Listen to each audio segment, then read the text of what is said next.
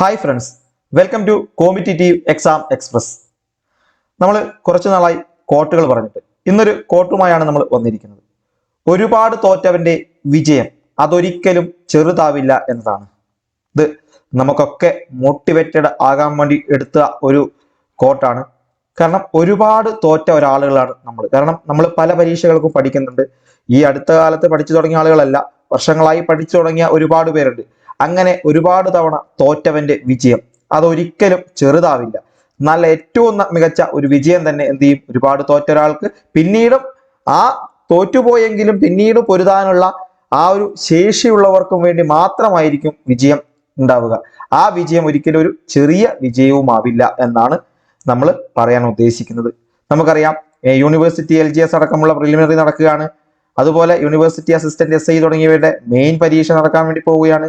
ഇനി 2024 ബേസ് ചെയ്തിട്ടുള്ള LDC വിജ്ഞാപനം ഈ വർഷം വരും. LGSന്റെ വിജ്ഞാപനം വരും. LP UP വിജ്ഞാപനം ഈ വർഷം വരും. LSGS വിജ്ഞാപനം ഈ വർഷം വരും. KS വിജ്ഞാപനം ഈ വർഷം വരും. ഇത്രയധികം വിജ്ഞാപനങ്ങൾ എന്താണ് നമ്മുടെ മുന്നിലേക്ക് വരാൻ വേണ്ടി പോകുന്നുണ്ട്. അതുകൊണ്ട് തന്നെ ഏറ്റവും മികച്ച തയ്യാറെടുപ്പ് നടത്തുന്ന ഒരാൾക്ക് ഏറ്റവും നല്ല വിജയം ലഭിക്കുക തന്നെ ചെയ്യും. അതുകൊണ്ടാണ് ഈ ഒരു കോട്ട് പറയുന്നത്, ഒരുപാട് തോറ്റവന്റെ വിജയം അതൊരിക്കലും ചെറുതാവില്ല എന്ന്. ഓക്കെ, നമ്മൾ ഇന്നൊരു ക്ലാസ് ആണ് സംസ്ഥാന ഇലക്ഷൻ കമ്മീഷനെ കുറിച്ചുള്ള ഒരു ക്ലാസ്സുമായിട്ടാണ് നമ്മൾ വന്നിരിക്കുന്നത്. സംസ്ഥാന ഇലക്ഷൻ കമ്മീഷനെ നിയമിക്കുന്നത് ആരാണ്?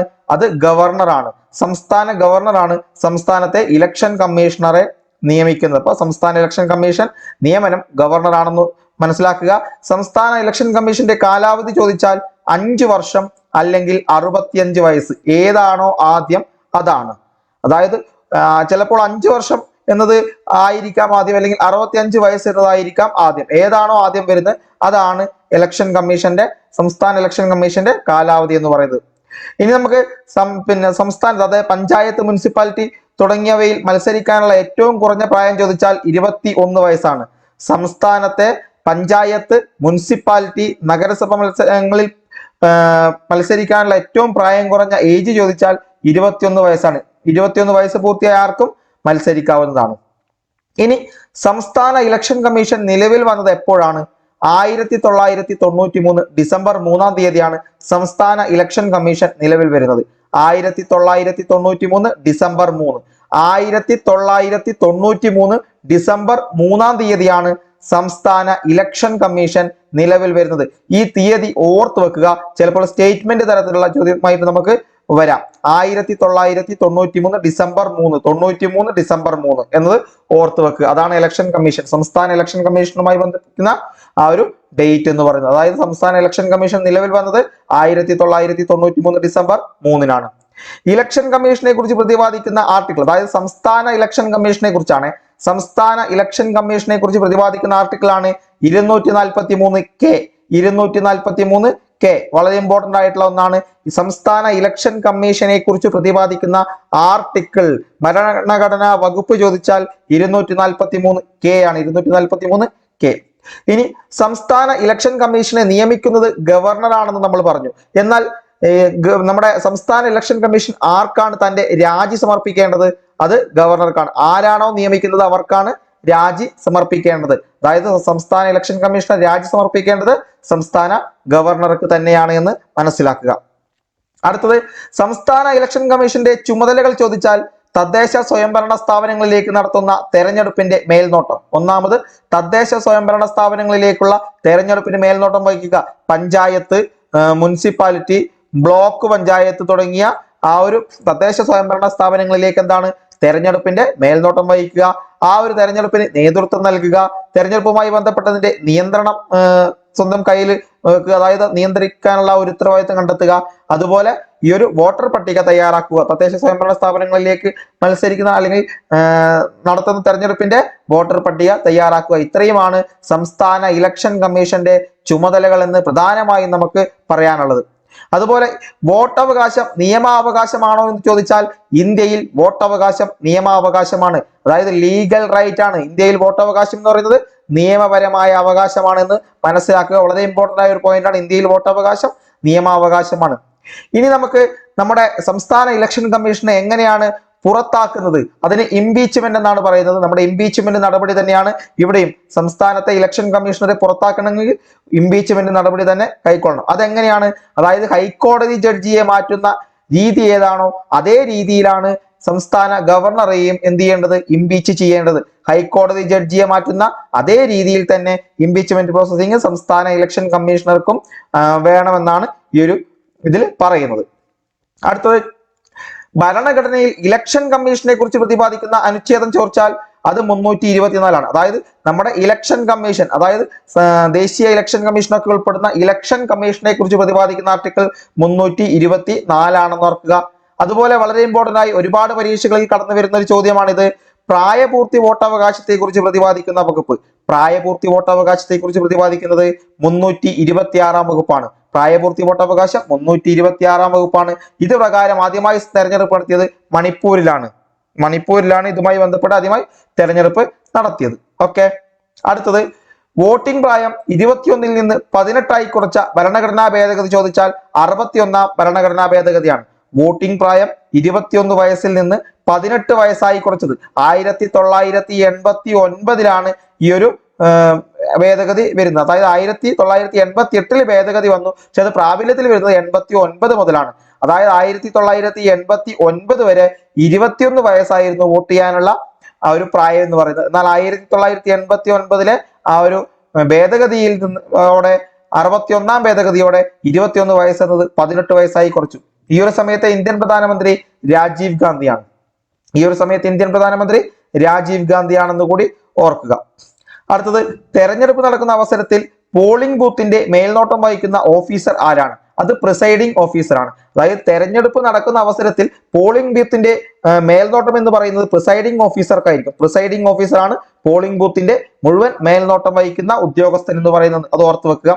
അതുപോലെ പോളിംഗ് അവസാനിക്കുന്നതിന് 48 മണിക്കൂർ മുമ്പാണ് പ്രചാരണ പരിപാടികൾ അവസാനിപ്പിക്കേണ്ടത്. പരസ്യമായ പ്രചാരണ പരിപാടികൾ അവസാനിപ്പിക്കേണ്ടത് എപ്പോഴാണ്? പോളിംഗ് അവസാനിക്കുന്നതിന് 48 മണിക്കൂർ മുമ്പ്. അപ്പൊ നമ്മുടെ കൊട്ടിക്കലാശം എന്നൊക്കെ നമ്മൾ പറയുന്നില്ലേ, അത് ഈ ഒരു സംഭവമാണ്. അതായത് പ്രചാരണ പരിപാടികൾ അവസാനിപ്പിക്കുന്നതിന്റെ ഭാഗമായാണ് കൊട്ടിക്കലാശം നടക്കുന്നത്. അത് 48 മണിക്കൂർ, പോളിംഗ് അവസാനിക്കുന്നതിന് 48 മണിക്കൂർ മുമ്പാണ് പ്രചാരണ പരിപാടികൾ അവസാനിപ്പിക്കേണ്ടത്. ഓക്കെ, പോളിംഗ് ആരംഭിക്കുന്നതിന് 48 മണിക്കൂർ മുമ്പാണ്, അത് ഓർക്കുക.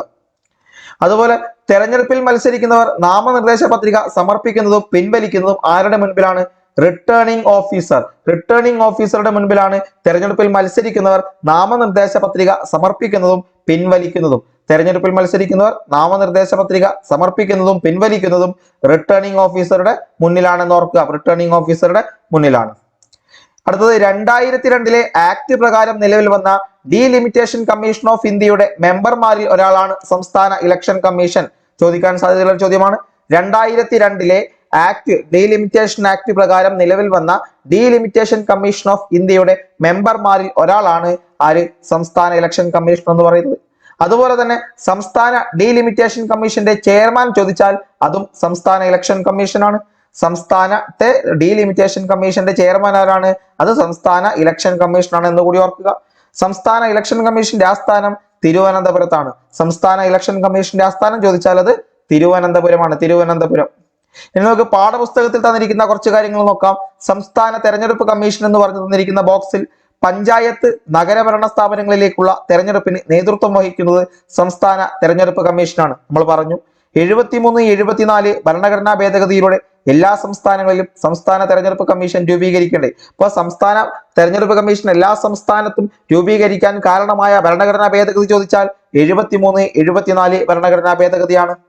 അതുപോലെ തന്നെ തെരഞ്ഞെടുപ്പ് കമ്മീഷന്റെ മുഴുവനായിട്ടുള്ള തെരഞ്ഞെടുപ്പ് കമ്മീഷൻ ഇന്ത്യയിലടക്കമുള്ള ഒരു ചുമതലകളാണ് ഇവിടെ പറയുന്നത്. 1. തെരഞ്ഞെടുപ്പിന് മേൽനോട്ടം വഹിക്കുക, വോട്ടർ പട്ടിക തയ്യാറാക്കുക, തെരഞ്ഞെടുപ്പ് പ്രക്രിയയുടെ വിവിധ ഘട്ടങ്ങളിലൂടെ തീയതി പ്രഖ്യാപിക്കുക, തെരഞ്ഞെടുപ്പ് ചിഹ്നങ്ങൾ അനുവദിക്കുക, പെരുമാറ്റച്ചട്ടം രൂപീകരിക്കുക, തെരഞ്ഞെടുപ്പ് ഉദ്യോഗസ്ഥരുടെ നിയമനവും പരിശീലനവും നൽകുക, വോട്ടിംഗ്, വോട്ടെണ്ണൽ, ഫലപ്രഖ്യാപനം എന്നിവ നടത്തുക, തെരഞ്ഞെടുപ്പ് കണക്കുകൾ പരിശോധിക്കുക എന്നിവയാണ് തെരഞ്ഞെടുപ്പ് കമ്മീഷന്റെ പ്രധാനമായ ചുമതലകൾ. മുൻപ് ചോദിച്ചിട്ടുണ്ട്, ഡിഗ്രി പരീക്ഷയിലടക്കം ചോദിച്ചിട്ടുണ്ട്, 10th പ്രിലിം മെയിൻസിലൊക്കെ നമുക്ക് ചോദിക്കാം. ഈ ഒരു കാര്യം നോട്ട് ചെയ്ത് നിങ്ങൾ വെക്കുക. ഓക്കെ, അടുത്തത് സംസ്ഥാന പാർട്ടികൾ എന്ന് പറയുന്നതാണ്. എന്താണ് സംസ്ഥാന പാർട്ടികൾ എന്ന് വെച്ചാൽ ഒരു സംസ്ഥാനത്ത് മാത്രം സ്വാധീനമുള്ള രാഷ്ട്രീയ പാർട്ടികളാണ് സംസ്ഥാന പാർട്ടികൾ. ഒരു സംസ്ഥാനത്ത് മാത്രം സ്വാധീനമുള്ള രാഷ്ട്രീയ പാർട്ടികളെ സംസ്ഥാന പാർട്ടികൾ എന്നാണ് വിളിക്കുന്നത്. ഒരു പാർട്ടിയെ സംസ്ഥാന പാർട്ടിയായി പരിഗണിക്കണമെങ്കിൽ ആ പാർട്ടിക്ക് സംസ്ഥാന നിയമസഭാ തെരഞ്ഞെടുപ്പിൽ ആകെ പോൾ ചെയ്ത വോട്ടിന്റെ 6% വോട്ടും 2 സീറ്റും ലഭിച്ചിരിക്കണമെന്നാണ് ഇവിടെ പറയുന്നത്. നമ്മുടെ പാഠപുസ്തകത്തിലെ ബോക്സിൽ പറയുന്നത് ഒരു പാർട്ടിയെ സംസ്ഥാന പാർട്ടിയായി പരിഗണിക്കണമെങ്കിൽ ആ പാർട്ടിക്ക് സംസ്ഥാന നിയമസഭാ തെരഞ്ഞെടുപ്പിൽ ആകെ പോൾ ചെയ്ത വോട്ടിന്റെ 6% വോട്ടും 2 സീറ്റും ലഭിച്ചിരിക്കണമെന്നാണ് പറയുന്നത്. എന്നാൽ അതുമാത്രമല്ല മറ്റ് കുറച്ച് കാര്യങ്ങൾ കൂടി നമുക്ക് നോക്കാം. ഒരു രാഷ്ട്രീയ പാർട്ടിയെ സംസ്ഥാന പാർട്ടിയെ അംഗീകരിക്കണമെങ്കിൽ ആ പാർട്ടി താഴെ പറയുന്നവയിൽ ഏതെങ്കിലും ഒരു വ്യവസ്ഥ നേടിയെടുത്തിരിക്കണമെന്നാണ് പറയുന്നത്. അത് ഏതൊക്കെയാണെന്ന് നോക്കാം. അതാത് സംസ്ഥാനത്തെ നിയമസഭാ തെരഞ്ഞെടുപ്പിൽ ആകെ പോൾ ചെയ്ത സാധുവായ വോട്ടിന്റെ 6% നേടിയിരിക്കണം. കൂടാതെ പ്രസ്തുത സംസ്ഥാനത്ത് 2 നിയമസഭാ സീറ്റുകളിൽ വിജയിച്ചിരിക്കുകയും വേണം. നമ്മൾ പാഠപുസ്തകത്തിൽ പറഞ്ഞ ഒരു പോയിന്റാണ്. ഇനി അതല്ലെങ്കിൽ അതാത് സംസ്ഥാനത്തെ ലോക്സഭാ തെരഞ്ഞെടുപ്പിൽ ആകെ പോൾ ചെയ്ത സാധുവായ വോട്ടിന്റെ 6% നേടിയിരിക്കണം. കൂടാതെ പ്രസ്തുത സംസ്ഥാനത്ത് ഒരു ലോക്സഭാ സീറ്റിൽ വിജയിക്കണം. അതായത് ഒരു ലോക്സഭാ സീറ്റിലെങ്കിലും വിജയിച്ചിരിക്കണം. സംസ്ഥാന തെരഞ്ഞെടുപ്പിൽ ആകെ പോൾ ചെയ്ത സാധുവായ വോട്ടിന്റെ 6% നേടിയിരിക്കണം. ഇനി അതുമല്ലെങ്കിൽ അതാത് സംസ്ഥാന നിയമസഭാ തെരഞ്ഞെടുപ്പിൽ 3% സീറ്റുകളിലെ വിജയമോ പ്രസ്തുത സംസ്ഥാനത്തെ 3 നിയമസഭാ സീറ്റുകളിലെ വിജയമോ എന്നതാണ് കൂടുതൽ, ഏതാണോ കൂടുതൽ അത് എടുത്തിരിക്കണം. അതായത് സംസ്ഥാന നിയമസഭാ തെരഞ്ഞെടുപ്പിൽ 3% സീറ്റുകളിലെ വിജയമോ പ്രസ്തുത സംസ്ഥാനത്തെ 3 നിയമസഭാ സീറ്റുകളിലെ വിജയമോ എന്നതാണ് ഏതാണോ കൂടുതൽ അത് നേടിയെടുത്തിരിക്കണം. അതായത് സംസ്ഥാന നിയമസഭാ തെരഞ്ഞെടുപ്പിൽ 30% സീറ്റുകളിലെ വിജയം അല്ലെങ്കിൽ സംസ്ഥാനത്തെ 3 നിയമസഭാ സീറ്റിലെ വിജയം, ഇതിലേതാണോ അത് നേടിയെടുത്തിരിക്കണം എന്ന് പറയുന്നു.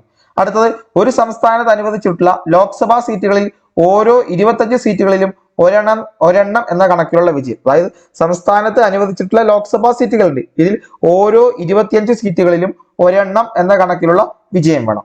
ഇനി മറ്റൊന്ന്, ഒരു സംസ്ഥാനത്ത് ലോക്സഭ അല്ലെങ്കിൽ നിയമസഭാ തെരഞ്ഞെടുപ്പിൽ ആകെ പോൾ ചെയ്ത വോട്ടിന്റെ 8% നേടിയിരിക്കണം. ഒരു സംസ്ഥാനത്ത് ലോക്സഭ അല്ലെങ്കിൽ നിയമസഭാ തെരഞ്ഞെടുപ്പ് ഏത് ഇലക്ഷൻ ആണോ അങ്ങനെ തെരഞ്ഞെടുപ്പിൽ ആകെ പോൾ ചെയ്ത സാധുവായ വോട്ടിന്റെ 8% നേടിയിരിക്കണം. ഇതാണ് സംസ്ഥാന പാർട്ടിയെ അംഗീകരിക്കാനുള്ള പ്രധാന വ്യവസ്ഥകൾ എന്ന് പറയുന്നത്. ഓക്കെ, ഇത് നോട്ട് ചെയ്ത് വെക്കുക. അടുത്തത് നമുക്ക് നിലവിലെ സംസ്ഥാന തെരഞ്ഞെടുപ്പ് കമ്മീഷണർ എ ഷാജഹാൻ ആണ്. നിലവിലെ സംസ്ഥാന തെരഞ്ഞെടുപ്പ് കമ്മീഷണറാണ്, ഇദ്ദേഹമാണ് എ ഷാജഹാൻ IAS ആണ്. അതുപോലെ കേരളത്തിലെ ആദ്യത്തെ മുഖ്യ തെരഞ്ഞെടുപ്പ് കമ്മീഷണറാണ് MSK രാമസ്വാമിയാണ്. കേരളത്തിലെ ആദ്യത്തെ മുഖ്യ തെരഞ്ഞെടുപ്പ് കമ്മീഷണർ എന്ന് പറയുന്നത് MSK രാമസ്വാമിയാണെന്ന് ഓർക്കുക. അതുപോലെ നിലവിലെ ചീഫ് ഇലക്ടറൽ ഓഫീസർ ആരാണ്? സഞ്ജയ് M കൗൾ IAS ആണ്. നിലവിലെ chief electoral officer Sanjay M Kaul IAS ആണ്. സംസ്ഥാന തെരഞ്ഞെടുപ്പ് കമ്മീഷന് നേതൃത്വം നൽകുന്നതിനും നിയന്ത്രിക്കുന്നതിനുമായി കേന്ദ്ര തെരഞ്ഞെടുപ്പ് കമ്മീഷനാണ് ചീഫ് ഇലക്ടറൽ ഓഫീസറെ നിയമിക്കുന്നത്. അതായത് കേന്ദ്ര തെരഞ്ഞെടുപ്പ് കമ്മീഷന്റെ ശുപാർശ പ്രകാരം സംസ്ഥാന സർക്കാരാണ് നിയമിക്കുന്നത്. എന്നാലും സംസ്ഥാന തെരഞ്ഞെടുപ്പ് കമ്മീഷൻ, അതായത് സംസ്ഥാനത്തെ ലോക്സഭ നിയമസഭാ തെരഞ്ഞെടുപ്പിന് നേതൃത്വം നൽകുന്നതിനും അവയെ നിയന്ത്രിക്കുന്നതിനുമായിട്ടാണ് കേന്ദ്ര തെരഞ്ഞെടുപ്പ് കമ്മീഷന്റെ സഹായിയായി ചീഫ് ഇലക്ടറൽ ഓഫീസറെ നിയമിക്കുന്നത്. 1950 റെപ്രസെന്റേഷൻ ഓഫ് പീപ്പിൾസ് ആക്ടിലെ 13A വകുപ്പ് പ്രകാരമാണ് ചീഫ് ഇലക്ടറൽ ഓഫീസറെ നിയമിക്കുന്നത്. അതായത് 1950 റെപ്രസെന്റേഷൻ ഓഫ് പീപ്പിൾസ് ആക്ടിലെ 13A വകുപ്പ് പ്രകാരമാണ് ചീഫ് ഇലക്ടറൽ ഓഫീസറെ നിയമിക്കുന്നത് മനസ്സിലാക്കുക. ഇപ്പൊ നിലവിൽ സഞ്ജയ് M കൗൾ IAS ആണ് ചീഫ് ഇലക്ടറൽ ഓഫീസർ എന്ന് പറയുന്നത്. ഇനി മറ്റൊന്ന്, 2019 ലോക്സഭാ തെരഞ്ഞെടുപ്പിൽ കേരളത്തിൽ നിന്നുള്ള ഇലക്ഷൻ ഐക്കണുകളായി തെരഞ്ഞെടുക്കപ്പെട്ടവര് KS ചിത്രയും E ശ്രീധരനുമാണ്. KS ചിത്രയും E ശ്രീധരനുമാണ് 2019 ലോക്സഭാ തെരഞ്ഞെടുപ്പിൽ കേരളത്തിൽ നിന്നുള്ള ഇലക്ഷൻ ഐക്കണുകളായി തെരഞ്ഞെടുക്കപ്പെട്ട ആളുകൾ എന്ന് പറയുന്നത്. ഓക്കെ, അപ്പോൾ സംസ്ഥാന തെരഞ്ഞെടുപ്പ് കമ്മീഷനുമായി ബന്ധപ്പെട്ട് നമുക്ക് ഇത്രയധികം വസ്തുതകളാണ് പഠിക്കാനുള്ളത്. നമുക്ക് 1 മാർക്ക് ഉറപ്പായിട്ടും ചോദിക്കാവുന്ന അല്ലെങ്കിൽ നമുക്ക് ലഭിക്കാവുന്ന ഒരു ഏരിയ കൂടിയാണ് ഈ ഒരു സംസ്ഥാന ഇലക്ഷൻ കമ്മീഷൻ എന്ന് പറയുന്നത്. ഓക്കെ, അത്യാവശ്യം പോയിന്റുകൾ നമ്മൾ ഡിസ്കസ് ചെയ്തിട്ടുണ്ട്. LGS അതുപോലെ LDC ഡിഗ്രി പ്രിലിംസ് പോലുള്ള പരീക്ഷകൾക്കും മെയിൻ പരീക്ഷകൾക്കും ഉപകാരപ്പെടുന്ന രീതിയിലുള്ള ഒരു ക്ലാസ് ആയിരുന്നു ഇത്. ഏറ്റവും മികച്ച രീതിയിൽ നിങ്ങൾ ഇഷ്ടപ്പെട്ടു എന്ന് കരുതുന്നു. അപ്പോൾ ഈ ഒരു ഇഷ്ടം നിങ്ങൾ എന്ത് ചെയ്യുക, സബ്സ്ക്രൈബിന്റെ രൂപത്തിലും ലൈക്കിന്റെ രൂപത്തിലും ഒക്കെ നമ്മളോട് തിരിച്ച് കാണിക്കുക. ഓക്കെ, അപ്പോൾ നമ്മുടെ ഈ ഒരു ചാനൽ ഇനിയും സബ്സ്ക്രൈബ് ചെയ്യാത്ത ഒരുപാട് ആളുകൾ ഈ ഒരു വീഡിയോ കാണുന്നുണ്ട്. അവരൊന്ന് ദയവായി സബ്സ്ക്രൈബ് ചെയ്യുക, അതുപോലെ ലൈക്ക് ഒന്ന് അടിച്ചേക്കുക. പിന്നെ നമ്മുടെ ടെലിഗ്രാം ചാനലിലുണ്ട് കോമ്പറ്റേറ്റീവ് എക്സാം എക്സ്പ്രസ് എന്നാണ്. അപ്പോൾ ആ ഒരു ചാനലിൽ ജോയിൻ ചെയ്ത നമ്മുടെ PDF മെറ്റീരിയൽസ് അടക്കമുള്ള അല്ലെങ്കിൽ ദിവസേനയുള്ള പത്രങ്ങളിലെ വാർത്തകൾ അടക്കമുള്ള കാര്യങ്ങൾ നമുക്ക് അറിയാൻ വേണ്ടി സാധിക്കുന്നതാണ്. ഓക്കെ, അപ്പോൾ മറ്റൊരു നല്ല വീഡിയോയുമായി നമുക്ക് വീണ്ടും കാണാം. താങ്ക്